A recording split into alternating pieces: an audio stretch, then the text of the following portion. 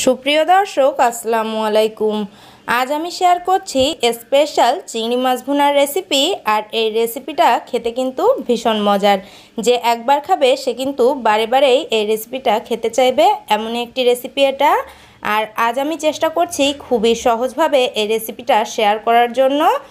আর এই রেসিপিটা কিন্তু ভীষণ মজার হবে, এভাবে করেই আমি তৈরি করব।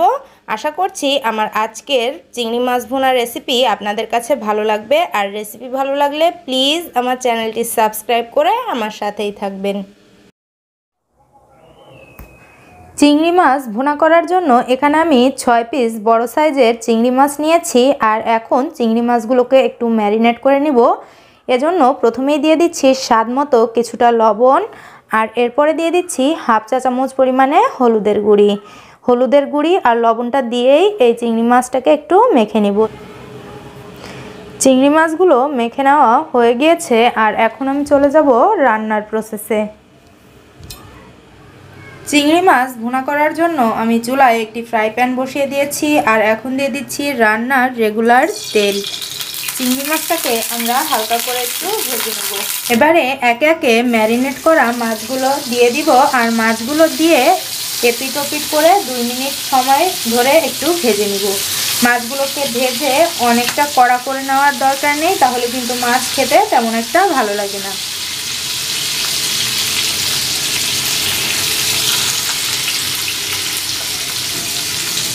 মাছের একটা পাশ 1 মিনিট ভেজে নিয়েছি। আর এখন মাছগুলোকে উল্টে দিচ্ছি, আর উল্টে দিয়ে অপর পাশটাও 1 মিনিট মতো ভেজে নিব।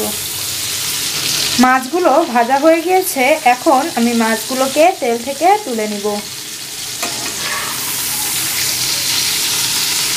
এবারে মাছ ভেজে নেওয়া সেই তেলের ভিতরে আবারও কিছুটা তেল দিয়ে দিব। আর এরপরে দিয়ে দিব কুচি করে নেওয়া পেঁয়াজ 1 কাপ পরিমাণে। চিংড়ি মাছ ভুনায় পেঁয়াজ কুচিটা একটু বেশি দিলে খেতে কিন্তু ভালোই লাগে। এখন এই পেঁয়াজটাকে তেলের সাথে একটু ভেজে নিব। ব্রাউন করে ভাজবো না, এটা একটু সফট হয়ে গেলেই হবে। পেঁয়াজটা ভেজে নেওয়া হয়ে গিয়েছে। এখন দিব বাটা মশলা। এখানে প্রথমেই দিয়ে দিচ্ছি 1 চা চামচ পরিমাণে আদা আর রসুনের পেস্ট। আপনারা যদি আলাদা আলাদা দেন তবে সেক্ষেত্রে হাফ চা চামচ পরিমাণে আদার পেস্ট এবং হাফ চা চামচ পরিমাণে রসুনের পেস্ট দিলেই হবে। এরপরে দিয়ে দিচ্ছি হাফ চা চামচ পরিমাণে জিরার পেস্ট। আর এখন এই বাটা মশলাগুলোকে খুব ভালোভাবে তেলের সাথে ভেজে নিব, যাতে করে বাটা মশলার কাঁচা গন্ধটা চলে যায়। বাটা মশলাগুলো ভেজে নেওয়া হয়ে গেছে। এখন সামান্য কিছুটা পানি দিয়ে দিব। আর তারপরে আমি গুঁড়ি মশলাগুলো দিব। আগে একটু পানি দিয়ে নিলাম যাতে করে গুঁড়ি মশলাগুলো পুড়ে না যায়। এখন দিয়ে দিচ্ছি হাফ চা চামচ পরিমাণে ধনিয়ার গুঁড়ি। আর এরপরে দিয়ে দিব মরিচের গুঁড়ি। মরিচের গুঁড়িটা আপনারা যে যার স্বাদ অনুযায়ী দিবেন। আমি একটু মরিচ বেশিই খাই, এজন্য এখানে আমি 2 চা চামচ পরিমাণে মরিচের গুঁড়ি দিয়ে দিলাম। আর এখন এই শুকনো মশলাগুলোকেও আমি ভেজে নিব। আর তার আগে আমি আরও একটু শুকনো মশলা আছে সেগুলোও দিয়ে দিব। এখানে দিয়ে দিচ্ছি হাফ চা চামচ পরিমাণে হলুদের গুঁড়ি যেহেতু আগেও দিয়েছিলাম মাছে, সেটা বুঝে এখানে একটু দিতে হবে। আর দিয়ে দিব সামান্য কিছুটা লবণও আগে আমি মাছে দিয়ে মাছটা ভেজে নিয়েছিলাম, তাই এখানে লবণটাও একটু বুঝে দিতে হবে। আর এখন সব মশলা একসাথে খুব ভালোভাবে কষিয়ে নিব। মশলাগুলোকে খুব ভালোভাবে কষিয়ে নিয়েছি। আর এখন আগে থেকে যে মাছগুলো আমি ভেজে উঠিয়ে রেখেছিলাম সেই মাছগুলো এখানে দিয়ে দিব। আর মাছগুলোকে দিয়ে নেড়েচেড়ে মশলার সাথে খুব ভালোভাবে মিশিয়ে নিব। এতে করে মাছের ভিতরে খুব সুন্দর মশলাটা প্রবেশ করতে পারে। এভাবে করে একটু 2 মিনিট মতো মাছটাকে মশলার সাথে কষিয়ে নিলে কিন্তু চিংড়ি মাছ ভুনার স্বাদটা খুবই ভালো আসে।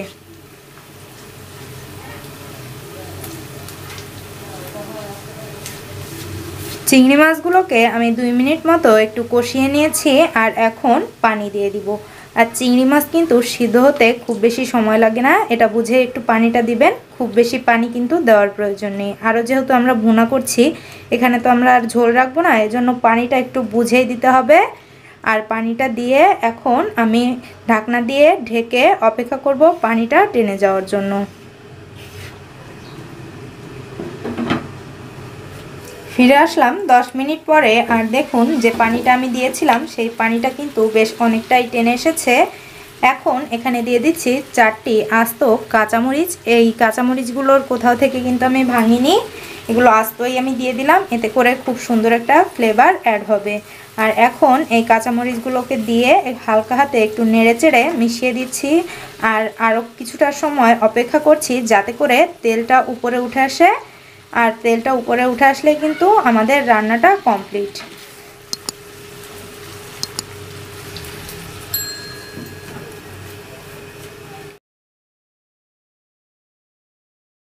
দেখুন তেলটা উপরে উঠে এসেছে আর আমার চিংড়ি মাছ ভুনা কিন্তু রেডি। এখন আমি চলে যাব পরিবেশনে। তৈরি হয়ে গেল ভীষণ মজার চিংড়ি মাছ ভুনা। আশা করছি আমার আজকের রেসিপি আপনাদের কাছে ভালো লেগেছে। বাসায় ট্রাই করে দেখবেন, বাসার সবাই খুব বেশি পছন্দ করবে। আর বাসায় ট্রাই করলে আমাকে অবশ্যই কমেন্ট করে জানাবেন যে আপনাদের কাছে কেমন লাগলো। আর রেসিপি ভালো লাগলে প্লিজ একটি লাইক দিবেন। আর এরকমই নতুন নতুন এবং সহজ রেসিপি পাওয়ার জন্য প্লিজ আমার চ্যানেলটি সাবস্ক্রাইব করে আমার সাথেই থাকবেন। সবাই ভালো থাকবেন। আল্লাহ হাফেজ।